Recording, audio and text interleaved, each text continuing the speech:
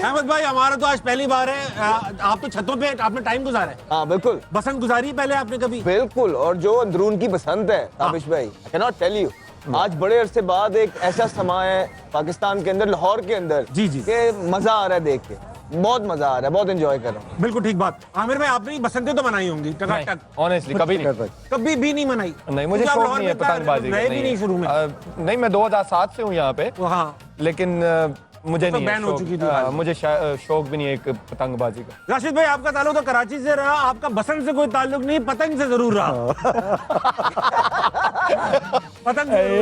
पतंग से रहा, बिल्कुल। पतंग उड़ाई भी आपने, और फिर जब पतंग उड़ती तो फिर पतंग पे मोहरे भी बहुत खैर बहरहाल नहीं, आज गया अहमद के साथ गया था अंदरून, और अहमद ने यार आज जो गाड़ी चलाई है ना इसने, हम लोग गलत चले जाते थे, अब वहां से यू टर्न लेके रॉन्ग लेकिन रॉन्ग आई। लेकिन अच्छा था कि लोग जितने भी थे पहचानते थे अहमद को, और उनको रास्ता दिया गया माशाल्लाह। और माशाल्लाह मरियम नवाज, अगर आप ये तो एक चलान दो जगह हुआ यार पर बुरी बात सुनाओ ना, लोकेशन लगाई हुई थी अंदरून की, तो वो एक कट मिस हो रहा था, तो वो 4 मिनट से 25 मिनट पे आ रहा था, तो वो कुछ करना ही पड़ना था, रिक्वेस्ट करके करे थे राशिद भाई, क्या करे, लाइव चल रहा है, पहचानते हैं इनको, इतने बड़े स्टार हैं, एक अलाउड है, एक अलाउड। अच्छा भाई ऐसा है कि पहले थोड़ी क्रिकेट पे बात करेंगे। पाकिस्तान का आज मैच हुआ नीदरलैंड से, बात करेंगे मैच पे, मगर सबसे पहले स्क्वाड पे। पहला सवाल है अहमद भाई आपसे स्टार्ट करूंगा, स्क्वाड में कोई ऐसा बंदा बाहर तो नहीं रह गया जिसका टीम में होना बनता था मगर है नहीं? अच्छा भारी सवाल पूछा है, आते स्टार्ट अच्छा किया, सवाल है कि अच्छा स्टार्ट किया।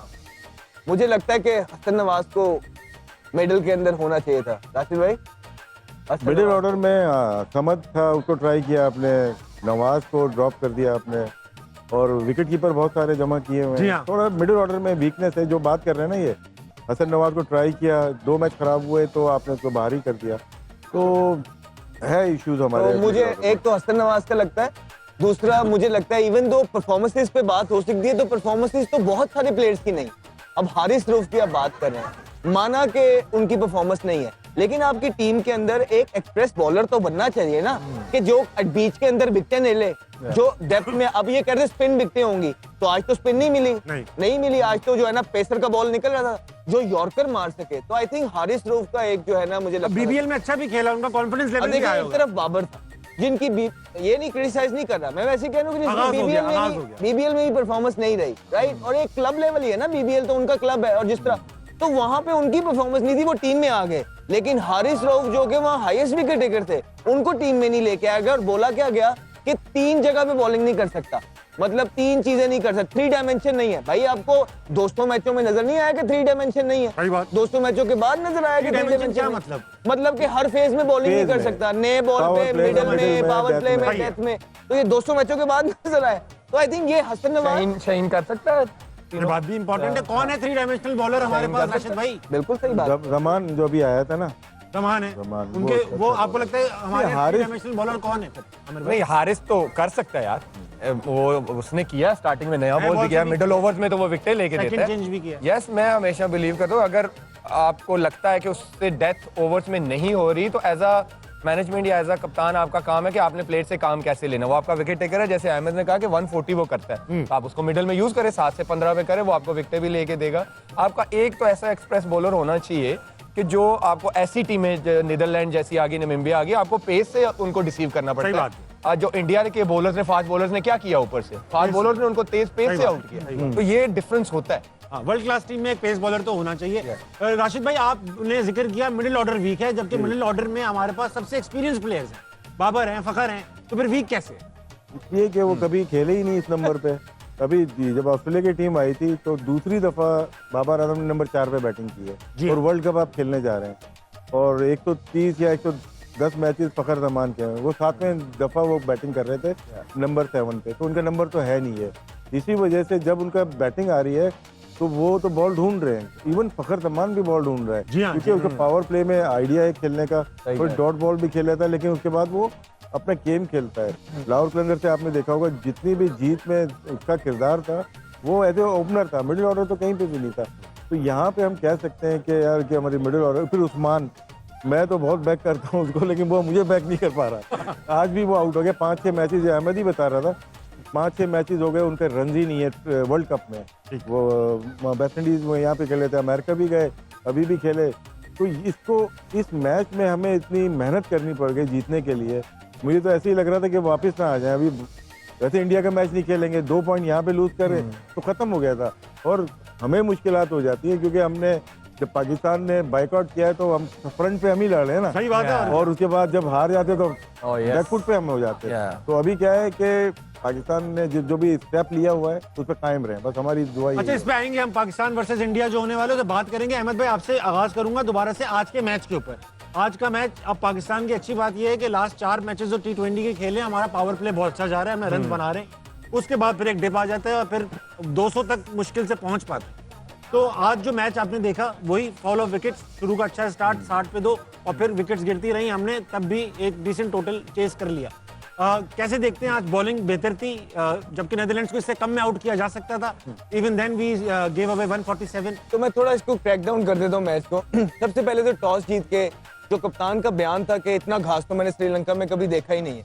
नहीं तो हो जाता है यार, कोई ऐसी बात नहीं है, घास निकल आते हैं। आपने टॉस जीत के उनको बारी करा दी, तो इट वाज रियली इंपॉर्टेंट कि अर्ली स्टार्ट हो, अच्छा स्टार्ट हो। एक टूर्नामेंट के अंदर आप एंटर हो रहे हैं, एक टोन सेट करनी होती है। और शाहीन का जो पहला ओवर था और शाहीन का जो दूसरा ओवर था, he was really expensive. And you know, mind you कि उनके ऊपर बहुत ज्यादा इन्वेस्टमेंट है।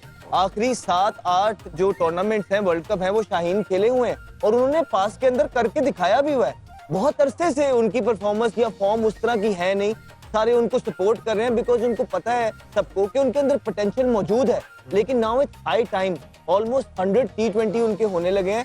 अगर पाकिस्तान ने इस वर्ल्ड कप में कहीं स्टैंड करना है तो आपकी स्पिन के साथ आपकी फास्ट बॉलिंग को हाथ खड़ा करना पड़ेगा, जिसमें शाहीन बड़े इंपॉर्टेंट फैक्टर है। फिर दे वर क्रूजिंग, लेकिन उनका इनएक्सपीरियंस जो है नेदरलैंड का, एक टाइम पे 170-75 लग रहा था कि आराम से वो करेंगे, लेकिन वहां पे कुछ short selection, back to back wicket गिरी, जिसके बाद वो यही होता है जब आप ज्यादा क्रिकेट ना। और पाकिस्तान की स्पिन जो अबरार है, उसने बहुत जबरदस्त बॉलिंग की, उनको रोक के रखा। शादाब ने भी डिसेंट और बेहतर बॉलिंग की साथ। लेकिन मेरा मसला ये है कि आपने फहीम अशरफ को भी रख लिया, आपने साइम को भी रख लिया, शाहीन को।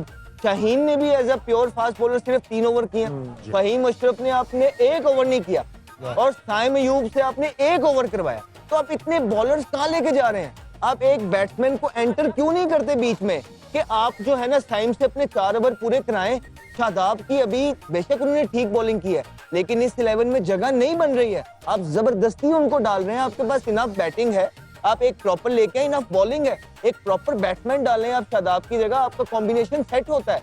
And at the same time देखिए बैटिंग के अंदर भी आपने स्टार्ट किया, अच्छा स्टार्ट हो गया।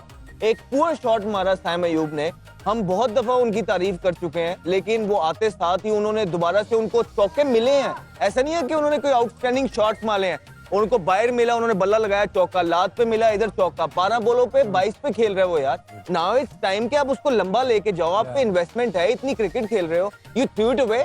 आपने वही नो लुक मारा है, मारा भी कहाँ है? Against the spin. अगर आपने मारना है विद द स्पिन चले जाओ साथ। तो वहां से स्टार्ट हुआ, फिर आगा वो playing well, he through it away, फिर बाबर आए। अब देखिए मेरी बात सुने, बाबर को आपने टीम के अंदर इसलिए डाला है क्योंकि आप ये कहते हैं कि बाबर मैच फिनिश करेगा, आप ये कहते हैं कि वहां शायद स्पिन मिल जाएगी, आप ये कहते हैं कि बाबर का एक्सपीरियंस काम आएगा, और आप ये कहते हैं जो छोटे टोटल होंगे छोटे उसमें तो बाबर को फिनिश करना चाहिए था ना फिर आज।